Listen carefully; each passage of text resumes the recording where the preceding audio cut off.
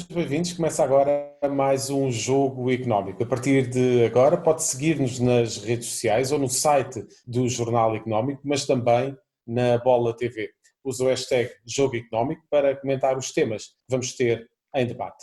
O futebol de formação vive aquele que é provavelmente o maior desafio da sua história. Estima-se que mais de 120 mil jovens atletas estejam parados num universo de 400 mil jogadores no total das modalidades. Este vai ser o tema da segunda parte deste programa. Vamos ainda analisar os investimentos no futebol europeu em 2020. Apesar da crise económica, já foram concluídos 20 negócios no velho continente. São estes os temas que vamos ter em debate nesta edição. Aproveito para apresentar o painel do Jogo Económico para esta edição. João Marcelino, Diogo Luís e Chico Laxuídas. Muito obrigado aos três pela presença neste Jogo Económico. Vou começar por ti, João. A KPMG fez aqui um estudo sobre os negócios que foram já concluídos neste ano de 2020, um natural decréscimo e que se explica facilmente. Foram concluídos até agora 20 negócios, sendo que foram naturalmente privilegiadas as Big Five. No entanto, existe aqui uma tendência notada pela KPMG de algum foco de atenção por parte dos investidores para emblemas com relevância, mas que não pertençam às Big Five. Como é que tu vês aqui esta possibilidade dos investidores começarem a olhar para outras ligas que não as Big Five para poderem investir e sabendo que nos próximos anos as coisas não vão ser nada fáceis para as equipas que têm menos receitas? Olha, vejo com curiosidade e deixa-me dividir aqui a minha resposta em duas partes. Uma tem a ver com o investimento, por exemplo, numa liga como a portuguesa, que já é muito, já é bastante, e temos tido bons exemplos e alguns maus exemplos. Agora, a tua pergunta ia muito no sentido de um dia destes termos aqui, e eu penso que isso irá inevitavelmente acontecer, uma vontade de dominar, por exemplo, os grandes clubes portugueses. Ou seja, se o Chelsea, se os grandes clubes ingleses, italianos, sobretudo estes, já foram tomados por grandes empresas de capital internacional, porque não um investimento, por exemplo, em equipas como o Benfica e como o Porto, que todos os anos estão presentes na Champions. Obviamente que será sempre atrativo e será sempre uma possibilidade de explorar, digamos, pelo lado do capital. Pelo lado dos clubes, nós sabemos que é difícil porque em Portugal será, eu não diria quase impossível, mas neste momento ainda muito difícil fazer passar nos grandes clubes portugueses a ideia de que o clube pode perder a maioria da sua SAD, ou até no caso das clubes, enfim, isto é uma redundância, mas eu penso que esse cenário de cobiça vai acontecer numa perspectiva mais vasta. Eu gosto que isso aconteça. Acho que uma das defesas do futebol que está entalada entre dois grandes perigos. Por um lado, a questão das apostas esportivas e digamos, do match fixing. E por outro, digamos, da lavagem do grande dinheiro internacional. Uma das defesas disso é ser uma atividade que seja absolutamente escrutinada e que se balize pelo lucro. Eu gosto de ver as empresas balizadas pelo lucro porque isso me dá um descanso maior do que ver atividades que não têm esse objetivo, que é digamos, existe um racional, não é? Há ali um racional, que existe um racional que toda a gente entende. Claro.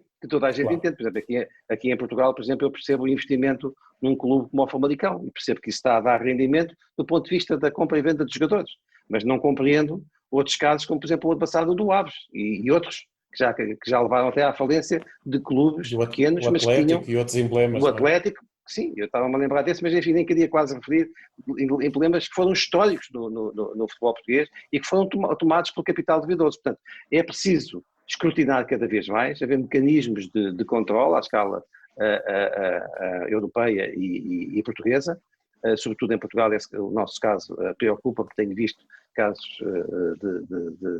de absoluto desconhecimento, de opacidade absoluta. Vejo também alguns casos também de interesses em casas de apostas e em clubes, quer dizer, tudo isto tem que ser marginado, cada um no seu setor e com o racional do lucro. Isso é fundamental, mas respondendo à tua pergunta, eu acho sinceramente que os grandes clubes portugueses podem brevemente ficar debaixo da alçada do apetite dos grandes investidores e eu não vejo isso como uma coisa necessariamente negativa. Chico Laxmidas, pegando nesta deixa do João Marcelino, e sabendo que a KPMG notou precisamente isto, que vai existir e vai ser crescente agora nos próximos anos uma maior atenção por parte dos investidores em clubes com ligas menos privilegiadas, eles designam assim, podemos dizer que se calhar os investidores estão prontos para os clubes portugueses ou para alguns clubes portugueses, mas os clubes portugueses estarão prontos para receber este tipo de capital e de investimento? Zé Carlos, sim e talvez. Os investidores creio que estão prontos, conforme o João também dizia, os grandes clubes europeus já têm a sua cota-parte de investidores, alguns deles muito grandes, porque nessas grandes ligas é preciso um investimento avolumado, portanto entrou capital que veio dos Estados Unidos, da Ásia, do Médio Oriente nos últimos anos e não há assim muita margem para esses investidores saírem. Nenhum deles parece ter uma espécie de exit plan, já são de longa data, podemos ver no Chelsea com o Abramovich, no Manchester City e no PSG com dinheiro das Arábias, e estão lá por investimento que não é só necessariamente a ver com o lucro, aí tenho que discordar um bocadinho com o João. O Chelsea, por exemplo, durante muitos anos não deu lucro, portanto é um investimento de longo prazo, parcialmente por razões políticas, também de retirar dinheiro de outros países e no caso, por exemplo, do Qatar, de uma afirmação política, portanto há esse aspecto a considerar também na utilização. Mas, Chico, deixa-me entrar em diálogo contigo. Estavas agora, por exemplo, do Qatar, por exemplo, com a França e com o Paris Saint-Germain, deu aquela polémica que deu com a atribuição do Mundial ao Qatar. Exatamente. E essa, digamos, é esses movimentos capitais que eu não gosto. Pois, e acontecem quando há muita vontade, há muito dinheiro nesse campo e podem surgir esse tipo de cenários. Concordo contigo, acho que os clubes portugueses deveriam estar dispostos a abrir para o cenário de investimento de capital aberto e transparente. Já temos uma vantagem nisso, por exemplo, nós estamos aqui muitas vezes a analisar as contas dos 3 clubes grandes e só temos acesso a essas contas detalhadas porque elas as SAD são cotadas. Antes disso era muito complicado, não recordo, tentar analisar os números que eram opacos e somos todos, de certa forma, stakeholders, desde adeptos até acionistas, que beneficiam de alguma transparência que possa vir daí. É um problema cultural, já falamos disso no passado. Por exemplo, quando houve as últimas eleições para a presidência do Sporting, falou-se muito na possibilidade de, depois do que aconteceu no Sporting, o Sporting poder ser um primeiro clube grande português a ter algum investimento estrangeiro. Já teve, de uma certa forma, não é? Através do empresário angolano Álvaro Sobrinho, mas não se verificou, porque na altura que nós no Jornal Económico, lembra-se, fizemos grandes trabalhos sobre isso e vimos que há toda todo um paradigma que está presente para evitar que isso aconteça. Porque, na minha opinião, baseada numa falsidade sobre o que é que os adeptos querem. Dizem que os adeptos portugueses não toleram investimento externo privado nos clubes. Eu não percebo porquê. Se em Espanha há... Não há no Real Madrid, no Atlético Bilbao e no Barcelona. Sim, são poucos. Existe provavelmente uma diabolização. Exatamente. Ou acho que é protecionismo. Em Inglaterra, os adeptos são talvez até mais fervorosos do que os adeptos portugueses e há muito tempo se abriu essas portas. Portanto, eu acho que os clubes portugueses têm de estar prontos, mas não estão. Respondendo à tua pergunta. Diogo, vemos de facto aqui uma tendência nos últimos meses de decréscimo no valor dos direitos televisivos e isto independentemente da reputação da Liga. A verdade é que isso está a perpassar todas as ligas europeias, inclusivamente as grandes ligas, as Big Five. Acreditas que com esta perda de rendimento nas Big Five, que vai ser inevitável que os investidores olhem para outros emblemas de outros campeonatos que estão imediatamente a seguir às Big Five? Eu continuo a olhar para o fenómeno desportivo, para o futebol neste caso, como um negócio muito atrativo e, portanto, neste momento temos uma quebra de receitas, mas com a normalização da situação do Covid, naturalmente que as coisas vão regressar ao normal e se calhar ainda vão haver mais oportunidades que muitos investidores vão poder aproveitar em clubes de maior dimensão, nomeadamente aqui nas Big Five. Agora também é interessante perceber que as Big Five já começam a ser demasiado dispendiosos e, portanto, os investidores também começam a olhar para outro tipo de campeonatos, que sabem que têm equipas que estão constantemente nas competições europeias, Liga Europa, Liga dos Campeões, e que podem potenciar o seu retorno de uma forma até mais rápida do que se tivessem feito um investimento muito grande à cabeça. E, portanto, desse ponto de vista, olhando aqui para Portugal, eu acho que temos aqui muitas condições boas para que isso possa acontecer. Só falta mudarmos aqui a nossa mentalidade em termos culturais, porque claramente, se formamos jogadores e temos essa mais-valia para os investidores, que podem não só valorizar o seu investimento pelos resultados, mas também depois pela venda de ativos, e que podem capitalizar tudo isso em termos de patrocínios, porque normalmente o investidor é um investidor externo, tem a capacidade também de entrar noutros mercados e naturalmente isso pode potenciar tudo, clube, país, investidor. Portanto é uma relação win-win-win que muitas das vezes já não tem essa dimensão num clube grande porque o investimento à cabeça é muito superior. Agora concordo com o que disse o João, com o que disse o Chico, é uma questão de mentalidade, é uma questão também das pessoas perceberem o que é que está em causa, é uma questão também de literacia financeira, as pessoas têm que perceber que o clube continua a ser o mesmo, as pessoas continuam a vibrar como vibram, por exemplo, em Inglaterra, agora possivelmente vão ter melhores condições, vão ter melhores ativos, vão ter melhores jogadores e o espetáculo vai ser melhor ainda, e vai ser melhor e vai ser mais atrativo porque vamos atrair mais patrocinadores, vamos atrair mais dinheiro e esse dinheiro vai gerar maior investimento na equipa. E como um todo, a Liga Portuguesa também acabaria por ganhar com isso porque atrairia não só para aquele clube, mas todos os outros clubes também iriam começar a crescer porque iriam ter a mesma visão. E, portanto, parece-me que é uma questão cultural, mas é uma questão que tem que ser bem explicada. Em Portugal, pelo contrário, não só não se explica, como se colocam receios, e eu acho que isso é um dos motivos pelos quais nem sequer estamos a pensar nessa situação, até porque se isso acontecesse havia muita gente que perdia aqui o seu poleiro, entre aspas, e não é isso que muitos dos presidentes da nossa Liga querem, e portanto, claramente não é um passo, porque são eles no limite que acabam por gerir o caminho que a Liga e que o futebol português acaba por seguir. Esse é que é um ponto importante, não é? Estamos quase já no final da primeira parte. João Marcelino, Chico, se nos puderem dar aqui algum insight sobre esta posição do Diogo, de facto haveria muito a perder por parte da classe dirigente que está Eu, a propósito desta afirmação do Diogo, diria dos clubes aquilo que normalmente digo dos partidos, é que podemos esperar sentados que se estivermos à espera que eles se reformem por dentro, ou seja, porque a verdade é que muita gente nos clubes quer continuar com este modelo para que depois, porque continuem aberto a possibilidade deles também ligarem-se ao pote. E esse é que é o grande problema, porque se nós víssemos por lado digamos, da vontade do adepto de ver as suas equipas melhores, é evidente que era muito melhor entregar os clubes a uma racionalidade financeira que não permitisse desconfiar sempre de quem está a dirigir e quer se queira, quer não, as pessoas em Portugal desconfiam digamos, da gestão dos clubes e de todos os negócios que se fazem à volta dela. Desculpa? E muitas vezes com razão. E muitas vezes, exatamente, e muitas vezes com razão, mas quer dizer, mas o que eu quero dizer é que realmente, se nós olharmos aquilo que se passa nas assembleias gerais dos clubes, ninguém está interessado em que isso aconteça. Porquê? Porque este clima é bom, tanto para quem está como quem anseia por vir. E mais vale ficar assim, não é, Chico? Sim, é o que eu dizia na mentalidade de alguns.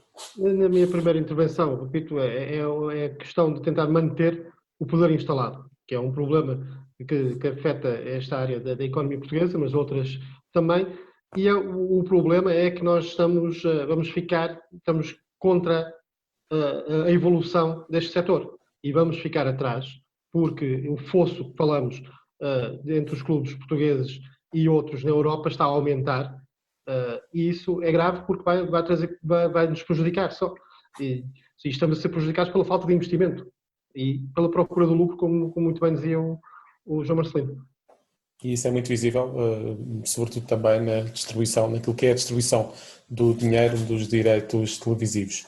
Já a seguir vamos avançar para o debate sobre o futebol de formação em Portugal. É já a seguir. Ações e obrigações. Investimento e poupança. BCE e FED. Resultados e empresas. Análise e gráficos. Analisamos isto tudo e muito mais todas as semanas no Mercados em Ação do Jornal Económico. Temos analistas de topo em estúdio e em direto de Londres, Washington e de vários pontos do globo. No Espaço Empresas convidamos líderes de negócios que marcam a diferença em Portugal e lá fora. Contribuímos ainda para a literacia financeira com a palavra da semana. Não percam Mercados em Ação nos sites e nas redes sociais do Jornal Económico. Estamos de volta para a segunda parte deste Jogo Económico, com um regresso a este programa. Trata-se precisamente de Bruno Travassos, investigador e docente da Universidade da Beira Interior. Muito obrigado, Bruno, pela presença neste Jogo Económico. Nesta segunda parte vamos discutir a crise no futebol de formação. Estamos a falar de quebras na inscrição nos clubes formadores de cerca de 80% e só a nível do futebol e do futsal de um conjunto de 122 mil praticantes que estão parados e que neste momento estão sem competição. Bruno, a semana passada escreveu no jornal, no site da Bola, a expressar alguns pontos de vista relativamente a este tema da paragem do futebol de formação. Qual é para si a maior preocupação relativamente a esta paragem dos jogadores? Bom, boa tarde a todos convidados, é um prazer estar de volta. De facto, a maior preocupação é que não temos estes jovens a praticar desporto, não é? Ou alguns estão a praticar, mas sem competição, e estão sujeitos, estão sem seguro desportivo, não estão inscritos na respectiva federação, e portanto temos aqui um problema que não é de saúde pública, mas que pode vir a ser de saúde pública, na minha opinião, por dois motivos. O primeiro, porque a não prática vai levar a que rapidamente aumentem os índices de obesidade e os índices de iliteracia motora, que tantas vezes são apregoados como um dos problemas das novas gerações. E por outro lado, temos clubes que, por não haver competição, não estão a realizar as inscrições e, portanto, não têm seguro desportivo, não têm exame médico desportivo, e isso levanta todos os problemas que podem estar associados. E de facto essa componente, são duas componentes que são importantíssimas, tanto ao nível da paragem dos jovens, com todos os problemas de saúde que daí podem advir, como também a parte económica dos clubes de formadores. E quando falamos dos clubes formadores, falamos daqueles mais pequenos que estão se calhar muito mais talhados para a formação e que inevitavelmente dependem dessa receita para sobreviver. Sim, hoje, ao invés daquilo que acontecia no passado, os clubes de formação, e cada vez mais existem muitos clubes que estão vocacionados sobretudo para a formação, o seu grande... de onde vêm as suas receitas é sobretudo daquilo que os pais pagam, não é? Para a prática desportiva dos seus filhos. E, para além disso, existe outro fator que também está aqui associado, que é as perdas que estão a existir ao nível dos patrocínios e das outras receitas que esses clubes tinham a oportunidade de realizar com a realização das competições. E, portanto, neste momento, pensa-se que essas perdas de patrocínios e outras receitas andem à volta dos 70% em relação ao ano anterior, e os clubes em que não têm qualquer atividade desportiva de formação perderam completamente as suas receitas pelo facto de não terem clientes, digamos assim. Penso que a verdade no ICRO é esta. Os clubes, neste momento, os clientes são os jogadores. Como não têm clientes, como não têm produto para oferecer, vêm-se aqui com um problema sobre como fazer face a esta situação. Aquilo que me parece é que nos momentos de crise é quando deveremos criar novas oportunidades, e tal como eu referia no artigo que escrevi na Bola, aquilo que me parece é que este é o momento para, de uma vez por todas, se fazer a aproximação do clube à escola. Hoje aquilo que me parece é que não existe desporto de formação nos desportos coletivos, porque pode existir desporto de competição de formação nos desportos individuais, naqueles que estão classificados como de baixo risco. Não pode existir, dizia eu, desporto de formação nestes clubes, e portanto o que me parece é que o desporto não arranca na competição porque o Estado tem medo de aumentar o risco de que a escola feche, digamos assim. Não sei, a ideia é, se não tivermos desporto, vamos minimizar o risco de contágio e, portanto, as escolas vão-se tentando manter abertas. Aumentando a competição, será que o aumento do risco vai aumentar também para as escolas e vamos ser obrigados a fechar as escolas? Portanto, qual é que pode ser a ideia? Os clubes passarem para as escolas, não é? Porque nas escolas temos ambientes. Haver essa conexão, não é? Exatamente. E, portanto, esta penso que é uma ideia que deveria ser aproveitada. Não percebo como é que os desportos individuais não o estão a aproveitar melhor e penso que é o momento também para os desportos coletivos o aproveitarem. Podem-me dizer, bom, mas não há campos de futebol nas escolas. Não, mas as escolas podem ir ao clube. Se os pais vão buscar os filhos à escola, também os podem transportar para o clube. O que é que teria que existir? Por exemplo, onde eu estou, na Covilhã, existem 2 clubes formadores. Se calhar umas escolas deveriam estar a trabalhar com um clube, outras escolas deveriam estar a trabalhar com outro clube e, portanto, teríamos ambientes mais fechados em termos de treino, em termos de competição. Competições a um nível mais local, a um nível mais regional, que minimizassem os transportes e o risco de contágio de diferentes localidades. Chico Laxmidas, começo por ti esta discussão relativamente ao futebol de formação e temos de facto aqui esta componente do desporto parado ao nível do que são os escalões de formação. De resto, estima-se que cerca de 400 mil jovens estejam neste momento parados, mas se olharmos um bocadinho mais para o futebol e sabendo que existe em Portugal uma grande tradição naquilo que é a formação de jogadores, vês esta indústria em risco com esta paragem? Carlos, sim, certamente há um risco, não é? Porque é uma paragem repentina e já prolongada e bastante abrangente. Todos os clubes formadores estão com estes problemas. Este é um negócio, temos que recordar, este é um negócio que cresceu muito nos últimos anos, as escolas de formação, com uma raiz de receita, como dizia o nosso convidado, os próprios atletas se fazem a receita, mas depois também há a cotização depois nas vendas posteriores, que já o aspecto no qual Portugal se tem destacado, como temos falado aqui noutros episódios do jogo económico. Portanto, há aqui um risco, certamente, de algumas fecharem, não se descontam falências, infelizmente, tal como noutros setores. A questão aqui é como é que se pode fazer a ligação com as escolas, como o Bruno estava a dizer, e mais do que isso também começar a ver um bocado o que é que se poderá passar pós-pandemia, porque acho que temos que olhar um bocado para essa fase, não é otimismo exagerado, mas estamos perante a possibilidade de ter vacinas e tentar chegar a uma certa normalidade na segunda metade do próximo ano, pelo menos, e nesse campo aqueles que sobreviverem, temos que ver como é que vão recuperar os atletas, como é que se pode minimizar o medo, que continuará a existir certamente, e incentivar o regresso dos atletas. Por exemplo, eu sei que houve um estudo nos Estados Unidos onde a formação desportiva é muito forte, até competitiva, como sabemos, nas escolas e nas universidades até, que um estudo bastante aprofundado que diz que não estamos a falar só de paragem, mas estamos a falar de 30 mil atletas que dizem que não vão voltar.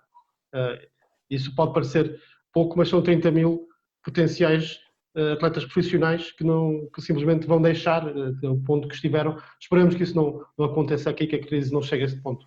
E que, de certa forma, mantém a máquina do desporto norte-americano a funcionar. Nesse caso que tu referiste, Chico. Diogo Luís, lembro-me de um convidado que esteve no Jogo Económico há alguns programas a dizer, a perguntar-se o que é que teria sido de João Félix. Ele deu esse exemplo de João Félix, se calhar podia ter dado outros também. O que é que seria deste jogador se tivesse estado 8 meses parado e sem competir? Achas que essa é de facto uma preocupação que deve estar na mente por exemplo, do governo, em pensar numa forma de fazer com que o futebol de formação e outras modalidades regressem, naturalmente, com as regras que estão em vigor? Acho que essa não é uma das preocupações do governo. O governo, neste momento, tem que se focar noutro tipo de preocupações. Agora é uma preocupação dos clubes, daqueles que estão a formar, dos atletas. Mas nós vivemos num contexto de pandemia e a realidade é que é um contexto difícil e quando não conseguimos ou não temos a capacidade de fazer testes consecutivamente, fica mais complicado de fazer com que as próprias competições se desenrolem. Portanto, desse ponto de vista, temos aqui 2 pontos importantes. Nós já olhamos muito para aquilo que é a Primeira Liga, a Segunda Liga e agora começamos, neste programa, estamos a abordar um pouco outros temas. Estamos a abordar a formação, que é fundamental em Portugal, por vários aspectos. O aspecto desportivo, naturalmente, e o aspecto económico. A falta de sustentabilidade que a maior parte dos clubes tem, porque dependem muito das receitas que os próprios pais e os miúdos pagam por esses clubes. Portanto, acho que era fundamental, sobretudo, analisar aqui e aproveitar esta situação que estamos a atravessar como uma oportunidade para tentar remodelar ou repensar todo o modelo de desporto na sociedade. Porque quando nós olhamos para o desporto, nós só olhamos para aqueles que são os campeões, aqueles que estão na Primeira Liga, Segunda Liga, a forma como os clubes formadores, sobretudo Benfica, Sporting, Porto, Braga, conseguem ir evoluindo e desenvolver atletas, mas atenção, o desporto tem um papel fundamental na nossa sociedade. O desporto é uma base de valores. Quem passou pelo desporto sabe, é respeito, regras, resiliência, trabalho, dedicação.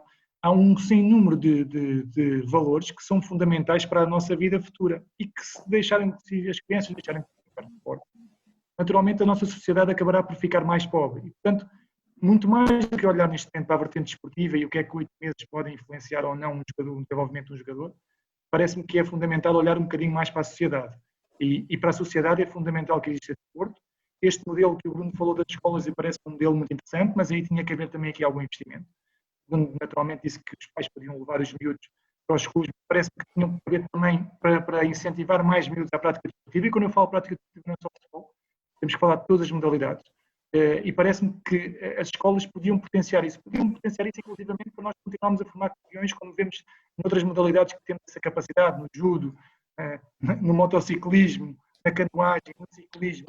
Enfim, há aqui um sem número de competições e de modalidades em que nós podíamos continuar a desenvolver talentos, mas deveríamos estar muito mais focados no planeamento e na forma como podemos chegar.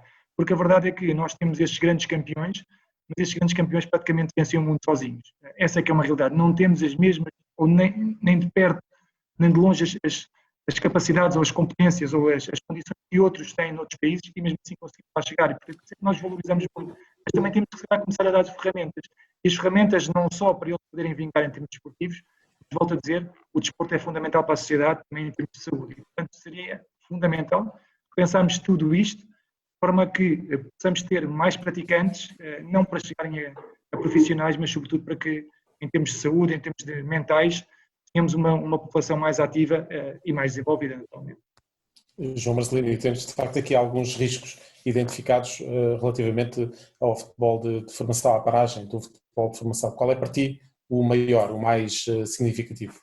Bem, há esta dimensão económica que aqui se falou e há também a questão desportiva. Vão ficar sequelas desta realidade, ou seja, os jovens, na prática, estiveram um ano, ou vão estar, se rapidamente voltarmos à normalidade, de qualquer forma terão estado um ano sem competir e obviamente que isso terá reflexo nas suas carreiras, profissionais ou não. O que eu quero aqui dizer é que nós não estamos perante uma situação específica, esta é uma realidade mundial. As competições desportivas de equipas estão paradas no futebol e não só, um pouco por todo o mundo, portanto este é um problema global. O Bruno trouxe aqui uma ideia que poderia ser uma solução, enfim, se a vacina chegar e se as coisas funcionarem, penso que nem sequer valerá a pena equacionar essa questão. Acho é que nós devemos também tentar perceber, estamos aqui a tentar ter uma discussão, uma conversa que é repetida em todos os setores, em todos os microsetores na sociedade portuguesa e em todo o mundo. Portanto, é natural que essas preocupações existam, mas elas estão subordinadas a um tempo absolutamente inédito na história da humanidade a nível dos últimos anos, recente, e portanto aqui há pouco que fazer, ou seja, eu parece-me claro, face ao desconhecimento que havia sobre a doença, que as decisões tomadas foram de alimentar bom senso, tentar parar as competições, tentar reduzir os perigos de contágio. Agora, a pouco e pouco, porventura, podem ser, a atividade pode começar a reativar-se de forma uniforme e eu espero que dentro de 3, 4 meses este problema tenha sido ultrapassado, porque se estivéssemos aqui perante um cenário de espera mais dilatado, com certeza que aí teríamos que a humanidade inteira, não só a questão do futebol, a questão do setor da restauração, enfim, coisas mais pequeninas, tem que desenvolver soluções originais, mas eu espero sinceramente que não cheguemos aí e que daqui a uns anos estejamos todos a falar daquele tempo, daquele ano, que foi só um ano, em que tudo esteve parado com repercussões obviamente, económicas, são importantes, sobretudo também desportivas. Essas económicas e desportivas também se ligam às questões que o Bruno aqui trouxe de saúde, e há aquilo que dizia o Chico, quantos rapazes e raparigas, quantos jovens poderão ficar pelo caminho e não voltarem à atividade desportiva, porque entretanto foram para outro tipo de atividades mais ligadas, por exemplo, aos videojogos e portanto não têm os cuidados de saúde que seriam normais que tivessem. Enfim, todas essas questões estão sobre a mesa. O que eu espero é que rapidamente as coisas entrem na normalidade. Tenho alguma esperança que isso venha a acontecer nos primeiros meses do próximo ano. Muito rapidamente, estamos a acabar a segunda parte. Como é que, na sua opinião, que conselhos daria a um jovem que pratica desporto regularmente e que está parado neste momento? Que conselhos é que daria para se manter ativo e focado? Os conselhos eram: continua a praticar desporto, seja qual que desporto for, não é? Uma vez que não é possível praticar desportos coletivos de competição, que continuem a treinar e, sobretudo, aproveitem este momento para melhorar as capacidades individuais em diferentes modalidades. Há diferentes modalidades que se podem conjugar para potenciar as mais-valias do jogador de futebol, de futsal, do que quer que seja no aspecto físico, coordenativo, seja numa dimensão mais psicológica. Cada vez mais existem trabalhos que mostram que a conjugação de um desporto individual com um desporto coletivo permite que os jogadores sejam mais resilientes, tenham mais capacidade de superação e de ultrapassar adversidades. Portanto, há diferentes formas de o fazer. O que é importante é manter o foco da importância da prática desportiva, que seja neste momento por lazer e que daqui a pouco mais seja já por competição. A única preocupação que eu acho que nós temos que ainda perceber é, mesmo que surja a vacina, a competição eu penso que não vai voltar no imediato e, portanto, temos aqui um delay maior do que aquele que é o delay da vacina. E também acho que não é preciso muito dinheiro nem muitas reorganizações estruturais para operacionalizar o desporto na escola.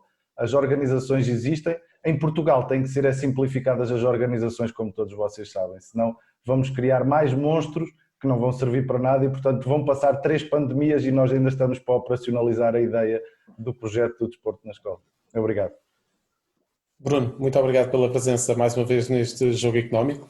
E agradecemos também os conselhos que deixou neste programa. Muito obrigado, Bruno. Já a seguir voltamos então para as escolhas de Chico Lacks Midas, João Marcelino e Diogo Luís. Estamos de volta para a terceira parte deste Jogo Económico e é nesta altura do programa que sabemos quais as escolhas da semana por parte dos nossos comentadores Chico Lacks Midas, João Marcelino e Diogo Luís. Esta semana, e em virtude da estrondosa vitória de Miguel Oliveira no último MotoGP do ano, o MotoGP de Portugal, que se realizou no fim de semana passado em Portimão, temos umas escolhas com um formato um bocadinho diferente. Ou seja, Diogo Luís, Chico Lacks Midas e João Marcelino ficaram com a escolha de Miguel Oliveira como protagonista da semana. João Marcelino, uma grande corrida, uma grande vitória e temos aqui uma grande esperança para o motociclismo português na próxima temporada. Sim, eu acho que nesta altura se pode dizer já que o Miguel Oliveira está, digamos, fadado para ser um campeão do mundo. Eu acho que ele tem tudo para isso. Repara que ele este ano ganhou, além de Portimão, ganhou mais um outro grande prémio, ganhou 2. O campeão mundial, por exemplo, o João Mir, só ganhou 1, que foi aliás o último, daquele que ele depois garantiu o título, salvo erro em Valência. E portanto a regularidade vai com certeza ser maior para o Miguel Oliveira para o ano que vai estar numa equipa melhor. Portanto eu acho sinceramente a exibição dele em Portimão é absolutamente magistral, mostra a capacidade mental, para além de todas as qualidades técnicas, a qualidade mental de um grande campeão. Portanto, eu olho hoje para ele como olhei para grandes referências do desporto português no passado e acho sinceramente que ele tem tudo para ser campeão do mundo e dar, portanto, muitas alegrias, não só a quem gosta de esportes motorizados, mas quem gosta de campeões, digamos, à moda de Portugal. E eu acho que esse papel vai ajudar, como já aqui falámos isso várias vezes, vai ajudar depois a catalisar o motociclismo em Portugal. Chico Lopes Midas, e este é mais um ídolo que se forma no desporto português, desta vez numa modalidade pouco provável e que não aparecem muitos rostos em destaque. Sim, certamente, Zé Carlos já é a principal figura de sempre do motociclismo em Portugal, tendo ganho estes 2 grandes prémios, e como o João dizia, está claramente destinado a uma carreira em ascensão, a ser campeão mundial. Há muitos peritos que estão a dizer isso, não somos só nós. Marco Melandri, por exemplo, um piloto que já fez, já reformado, fez mais de 130 grandes prémios, diz que não há dúvida, é a grande estrela em ascensão. Só gostaria de referir também a importância deste grande prémio ter sido ganho em casa, apesar de não haver público por causa da pandemia. É uma sensação diferente, ele próprio disse isso, não é? Miguel Oliveira, que podemos ver pela emoção que ele sentiu quando foi acompanhado desde do aeroporto de Faro para Portimão por digamos, uma escolta especial, fez-nos lembrar um bocadinho o Euro 2004 aqui em Portugal. Sim. Portanto, é numa altura difícil para todos nós. Acho que é bom ver este tipo de reações. Diogo, a semana passada tínhamos aqui o Jorge Peçanha Viegas, o presidente da Federação Internacional de Motociclismo, a dizer que tudo era possível, porque Miguel Oliveira conhece muito bem aquela pista. Afinal, foi mesmo possível e Miguel Oliveira ganhou o segundo grande prémio esta temporada. É verdade, e com toda a categoria. Foi uma prova, desde o início ao fim, controlada e dominada pelo Miguel Oliveira, que foi ganhando segundo atrás de segundos. Fantástico, não há muitas palavras a dizer. Os 2 grandes prémios que ele ganhou foram diferentes. O primeiro foi na resiliência e conseguiu vencer na última curva também de uma forma espetacular, um final espetacular. E este também. E é bonito ver isto. É pena não haver espectadores, é uma realidade. Acho que diria, muitos habitantes em Portugal a ver a prova pela televisão como eu estava, por ser o Miguel Oliveira. Eu falo por mim, vou-me começar se calhar a apaixonar, entre aspas, por mais uma modalidade, pelo motociclismo, porque efetivamente é uma modalidade espetacular, mas nós nunca tínhamos uma referência. E agora com esta referência, ainda bem que a temos, Miguel Oliveira, pela sua capacidade, pela sua dedicação, também pela sua família, que sempre o soube apoiar. Isto é fundamental, esta mensagem, porque a família é fundamental no crescimento dos atletas, não tanto se calhar pelos apoios que foi tendo por parte de Portugal, mas a verdade é que vai ser mais um dos nossos grandes embaixadores lá fora, e o que esperamos é que a evolução dele continue nesta trajetória. Com certeza será uma trajetória de vitórias. E, de facto, deixa-nos a pensar o que é que seria se tivesse sido um grande prémio com público, com portugueses na bancada a vibrar com aquela vitória. Diogo Luís, continuo contigo porque vamos então passar para os números da semana. No teu caso, o número que escolheste é o 20. É o 20. São 20 pontos que o Tottenham de José Mourinho tem e que está no primeiro lugar em execo com o Liverpool na Liga Inglesa. E depois também o 20 também posso desmembrá-lo e fazer 2-0, que foi a vitória frente ao Manchester City. Parece-me que o José Mourinho está novamente a regressar aos seus bons velhos tempos. Uma equipa que joga bom futebol, uma equipa organizada, um bom plantel, bem reforçado. E parece-me que ele próprio também já está mais desanuviado. Já é o José Mourinho que eu conhecia aqui há uns anos atrás no Zincão. E tem todas as condições para poder lutar pelo menos pelo título, também em função dos adversários. Manchester City parece-me algo frágil. O grande adversário parece-me que será o Liverpool. E, portanto, se o Tottenham mantiver esta estabilidade e esta consistência, naturalmente que irá lutar pelo primeiro lugar até aos últimos jornadas do campeonato, e se tiver nas jornadas pode acontecer. Reforçando que há 60 anos o Tottenham não é campeão, e, portanto, o José Mourinho foi para o Chelsea há 50 anos, não era campeão e foi.